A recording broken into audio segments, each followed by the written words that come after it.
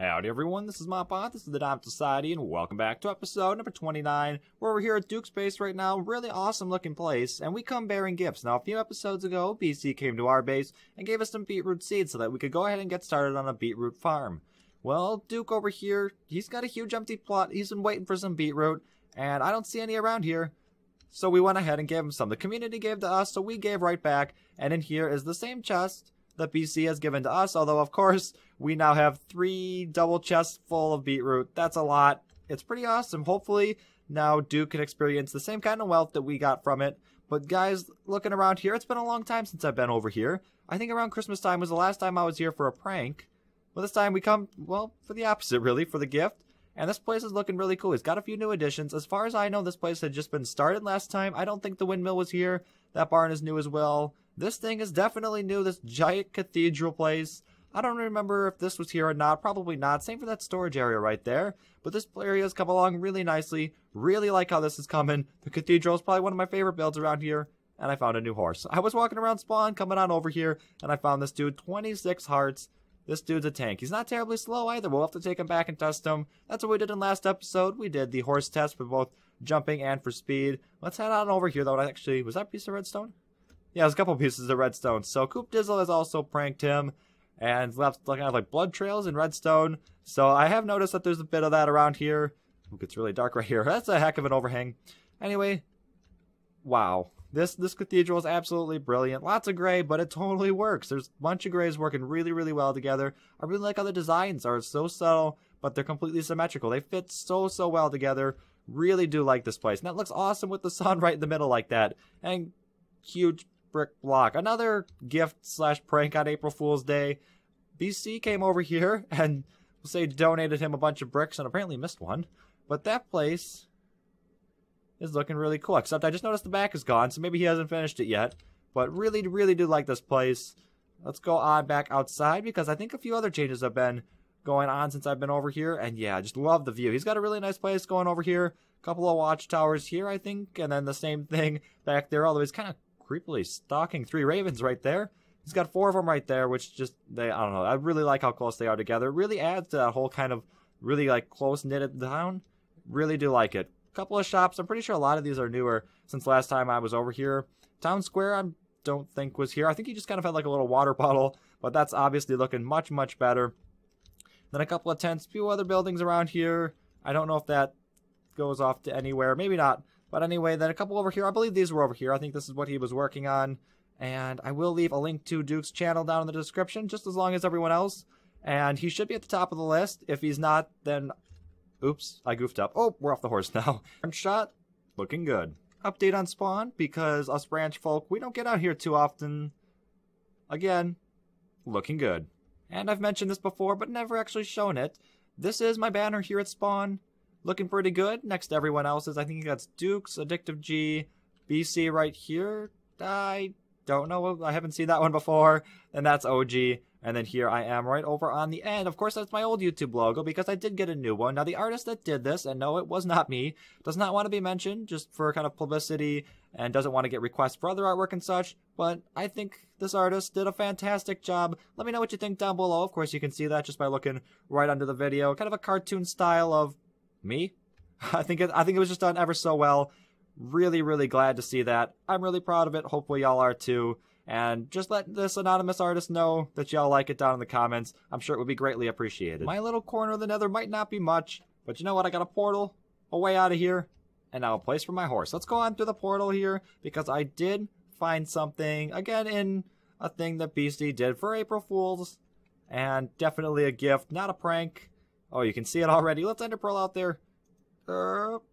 Right through there. Here we go. So in last episode, we also finished off doing all these paths. I think they're looking wonderful. Really like how this feels. Definitely appreciate it much more than the andesite. I think this works just so much better for the total kind of ranch feel. But look at this thing. We got a ton of wheat. Or hay. Whatever we use it for. It's going to be great. Oh, is it? Oh, it's about as close as we can call it. But holy cow, guys, I'm going to leave a link to BC's video down below as well, as we've seen a couple of his things today, and he is ever so gracious. 7 pranks / gifts in one video. Absolutely brilliant. Go ahead and check that out, guys. But we've got some hay bales to collect now, which is really good because we don't have any wheat. We do need a wheat farm fairly badly. I was thinking maybe adding it to this, although this is already so tall. Look at down here. Right now, this lines up pretty well with the top of this thing, and if we made this one layer taller, it would be right where the top of that hay is, and we don't want that at all. But that would be so tall, I don't think it would fit in too well. So we're going to use a different design for that, although I don't think we're going to be doing that in today's episode. I've got other plans for today, so this is going to come down, and at some point soon, we will get a wheat farm because we do like to use hay bales, and I would like to get just kind of random stacks around here of the hay bales. Now let's hop up here and see what we did in last episode. Oh, another ender pearl. Come on, let's do it. Be 3 for 3. No. Oh, okay. Off and over. No, okay, well, that sort of ish went well. Here's what we did in last episode. We did this area, and this is what I mean with just kind of the random piles of hay bales. If we did this all over the savannah, I think it would look really cool. But here we have the jump test. Yeah, we should get the other horse and do that, although we left him in the nether. That portal in the nether's not big enough. That's just kind of my spawn horse. We do have another skeleton horse somewhere over there. This dude I think is better, though. And then right here we have the timer, and it measures in items. I'll get pumped into that chest. Fun little redstone project to work on. I did also, later that week, I think it was like 2 days after the episode maybe, release a tutorial on actually how to do this, so go ahead and check that out as well. I'll might as well leave a link down below because it seems like I'm leaving a lot down below anyway. So anyway, I'll be right back. And now here we are kind of on the side of my base. We're just outside this kind of barrier type thing here. This is the minecart that brings over all the drops from the melon and pumpkin farm now because this has been swapped over and this is no longer active, so the rail that used to carry the iron now carries that stuff. It was a lot easier just to run it right through here, and so that's what we did, and it's kind of acted as kind of like a natural barrier. We haven't built really much outside of this. We've got pretty much the same thing on the other side, and we put the automatic sugarcane farm behind there. Well, over here, oh, rotten flesh. Okay, we'll take that. We're going to be doing more or less the same because we have this desert backdrop. What's more perfect than in front of a desert backdrop to be putting a cactus farm? So I've got the 4 kind of sides marked off here. It's just going to be this square going up. This is, I think, 16 by 16, maybe 15 by 15. I can't remember exactly, and it might change slightly depending on the design, which I haven't actually picked yet, but no matter what design we go with, it's not going to go higher than that hill. We have this beautiful terrain back here, and I don't want to mess that up by putting a big farm in front of it and completely covering it all up. I want to have the farm just to the point where we can still see everything behind it, but still have a good view of the farm and have a really productive farm. One thing about the view is, though, this hill will probably have to change to dirt because that looks very, very strange. And all out here might become sand again and do kind of a desert deal. Not entirely sure. Gonna worry about that one later because right now I do want to work on the farm. It is going to go up a fair bit. I do have to pick a design as well and then actually build the farm, which might be kind of a pain because working with cactus and sand is always kind of a struggle. But I'm walking up here right now to get a good glimpse of the base. I walked up here before and it's really a cool view. I really like what I see. Let's hop up here. So this is the highest point that it might be. Yeah, it's not going to be higher than this, which is also really tall. This is probably another 10 or 15 blocks. So it'll be right about there. But anyway, looking around here, really like this view, especially the kind of trusty steed right there. That glorious, magnificent horse that's kind of up on its hind legs there. Really, really like how that looks. We got the 3 beacon beams going as well. It's overall just a really nice looking place. Love the paths too with all the bushes. Even if our foods farm is currently wearing a crown. Here we have the first layer of the farm. It's looking pretty good. It's also fairly big. I think there's going 7 cactus by 7 cactus. We got 15 blocks in between these two. I did end up going with the 15 because it is an odd number, which means that we were able to do cactus every other block, and then I did use solid glass blocks. I thought about glass panes, although then we'd have this little ridge here at the bottom, and the cactus could grow and then get stuck on it, which I definitely did not want. That's also why I'm using signs here to stop, or rather to just kind of like break the cactus when it grows, because when I used glass panes, it was all fine and dandy for the first layer, but for the second layer, and I did this in a test world, so I cranked up the tick a lot. I think I set it to 3,000, so 1,000 times normal speed. That was really fast, and I was seeing lots of them get stuck on the glass pane from the layer below. And it was about half and half, so I figured losing 50% of the top, that's not very good. We don't want that. So with the signs, that shouldn't happen because they're completely transparent. Anything can just fall right through it, which is really good. You've seen a few break already, which is awesome. This farm does work really fast. Now we do have the storage out the back here, and this is a very simple, design here. All we have is the oak andesite, Then we've got the wood on here, pretty much the same as everything around here. Not a whole lot different in that department. Stone brick on the bottom, and then the hopper line in the middle. That all comes back here. And I just left this out the back in case we had to have anything exposed. We shouldn't have to, but just in case, I thought I'd leave it out the back. It's kind of the uglier side. We also have the back of the signs, which isn't that appealing. It's kind of rough looking, and not very smooth like you see on the front. I also didn't put one more. I could have put one more. There is one more space here where this water is here on the side, where we could have put a sign just to kind of keep the flow going from everywhere else. But I didn't do that. I thought it looked a little bit better not having signs right up against the glass. So now we do have one more layer to go. I don't think I'm going to go anymore after that one, because this next one's going to sit right about here. Then we'll just be able to see the top of the hill. It should be kind of the perfect height. It'll be a little bit taller than that.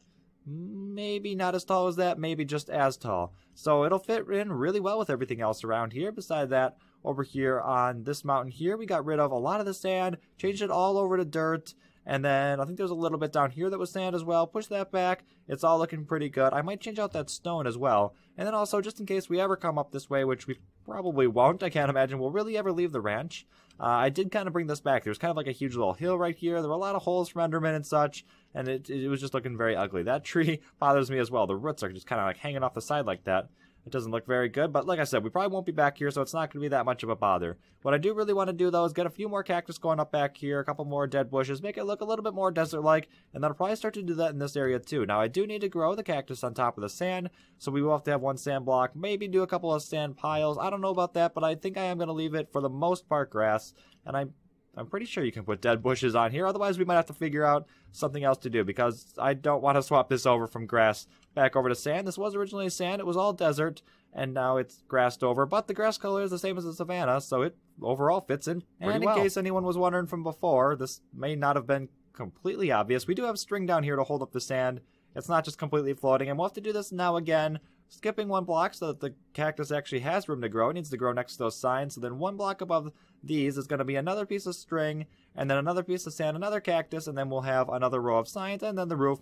And overall, like I said, that's going to bring us up close to the edge of this hill here. Holy cow, I just cleaned up BC's prank, and we got a whole lot of hay bales. Now that's 9 stacks of wheat per stack of hay bales, and we've got 6.5 stacks of hay bales pretty much. That's a lot of wheat. That is probably nearly 64 stacks of wheat. That's absolutely crazy. Actually, it might be 54. It might be a double chest of wheat. That might be how many that is, but it's absolutely crazy. We may never need wheat again, but, you know, of course, we're still going to build that farm. So now the second layer is done, as well as the box around the farm, and just a little bit of decoration around the outside. We didn't go too far out and leave room for other stuff in the future, but looking at this area now, I don't think it actually looks too bad. Now, the second layer probably could have been just a little bit lower. We probably could have made this farm altogether a little bit more compact, fit in more cactus, but I don't think that's really all that necessary. We have 49 cactus on each layer, and overall, I think it just works pretty well. You can see, looks like there's pretty much always one breaking. I haven't actually been to the back, though, to check out just how much we have, other than the last time when I went to grab a bunch of cactus to grow up some of these here. These are all hand-placed, didn't just let them grow, except for the ones back here. Those are all still growing, and there are actually quite a bit back there. Yeah, there's 32 in there. I had some in my inventory left over from going around here. Overall, I think this area back here also looks pretty well. It looks pretty good, rather. A little bit of sand, you can see, not a huge issue, and then we did put some acacia trees in as well.